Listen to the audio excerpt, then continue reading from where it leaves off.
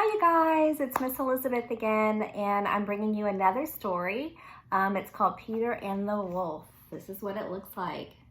We've got Peter on the front. We've got a little bird. You can see him about to walk through the gate in a meadow. This is a really special story, and it's one of my favorites, and I really enjoyed because of the musical instruments they play for each of the characters. So you'll see Peter, when they play Peter, the instrument with Peter is a stringed instrument. The bird has a flute, you'll hear every time you hear the bird. The duck is an oboe. You can't see the duck here, but the duck is an oboe.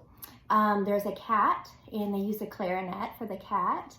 The grandfather, he's not here either, but he has a bassoon, and I think the hunters have drums. So I hope you enjoy this story as much as I do. After the story, I'd love for you to sit with your parents and look up the different instruments to see what they look like. You can work on the activities I sent in the email, and I hope you enjoy it. So here we go.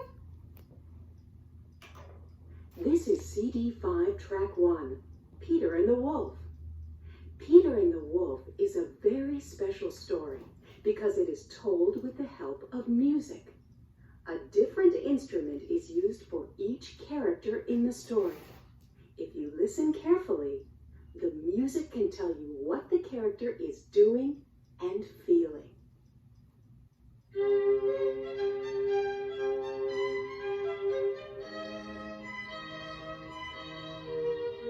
Early one morning, Peter opened the gate and went out into the big green meadow.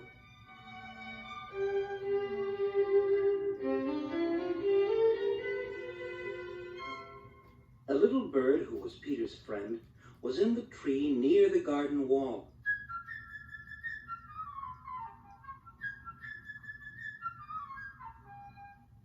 All is quiet, the bird chirped gaily.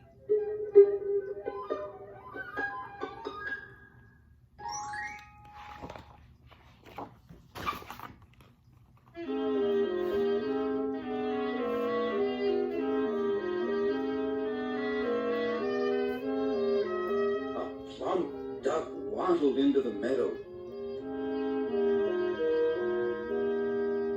"Oh ho," twittered the bird. "What kind of bird are you if you can't fly?" This made the duck angry, so it snapped, "What kind of bird are you if you can't swim?" Then, with a shake of its feathery tail, the duck dived into the pond. Back and forth, the duck and the bird argued.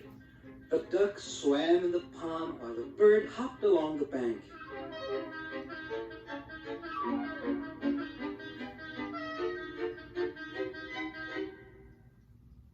In fact, they were so busy arguing, they did not notice the cat sneaking through the grass on its velvet paws.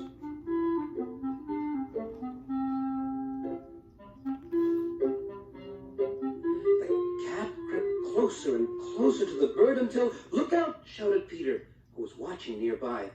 With a flutter of wings, the bird flew up to the top of the tree.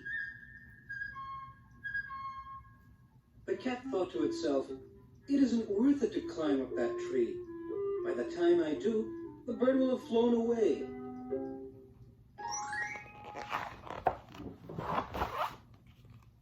Just then, Peter's grandfather came out into the meadow.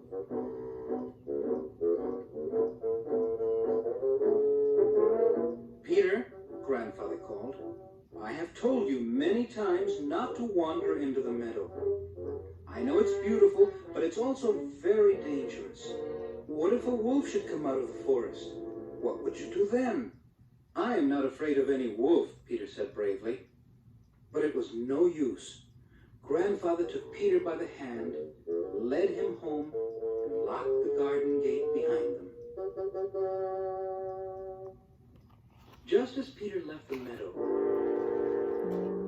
a thin gray wolf did come out of the forest.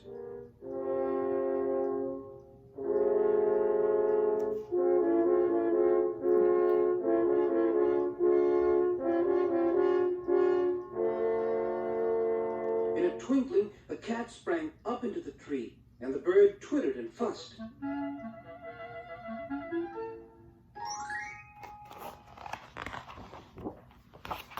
The duck saw the wolf too. The duck was so excited and bothered that it quacked its way right out of the pond. No matter how hard the duck tried, it just couldn't get away from the hungry wolf. All at once, with one big gulp, the wolf swallowed the plump little duck. But the wolf was still hungry. Round and round the bottom of the tree he paced, never taking his eyes off the frightened cat and the bird.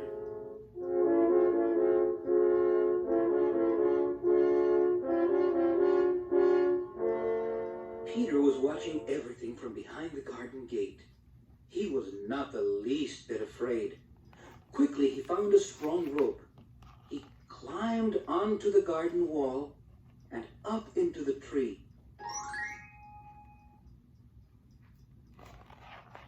Peter whispered to the bird, "Fly down and circle around the wolf's head. Keep him busy so he won't notice me, but be very, very careful." The brave little bird flew around and around the wolf's head.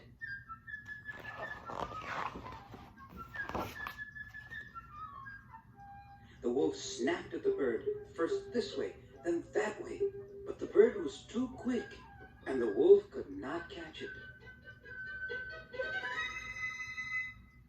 Meanwhile, Peter tied one end of the rope to the tree and made a loop at the other end. Carefully, he lowered the loop down until it was around the wolf's tail. Then quickly he pulled it tight. The more the wolf twisted and turned, the tighter the loop held his tail. Oh, how the wolf growled and snapped. He fought wildly to get free.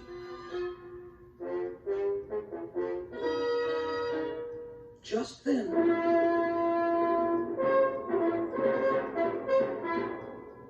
horns rang out of the forest, and soon 3 hunters on horseback appeared.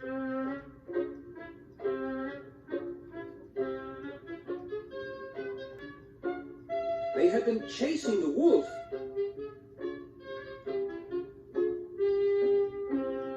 "Oh ho!" laughed Peter. "There's no need to hurry. I've already caught the wolf. Come, let's take him to the zoo." Well, you can imagine that triumphant parade. First came Peter, who was rather proud of himself. Then came the hunters, leading the wolf. Then came the cat, who was careful not to get too close to the wolf. Then came Grandfather. And if you listened very carefully, you could hear the duck quacking away inside the wolf. The wolf, in his hurry, had swallowed the duck whole, so the duck was still alive. Above them all flew the little bird who chirped merrily. "Look at us! What a brave pair we are, Peter and I! We have caught the wolf!" So, Grandfather and Peter and his friends all lived happily ever after.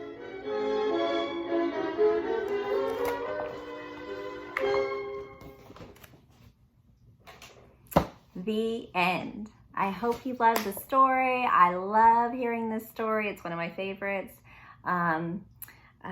If you loved it, give me a thumbs up. If you didn't like it, thumbs down. If you thought it was okay, thumbs to the side. It's okay. You don't have to like every story, but I hope you do. I'm looking forward to hear you guys at the Zoom call tomorrow, so I will see you later.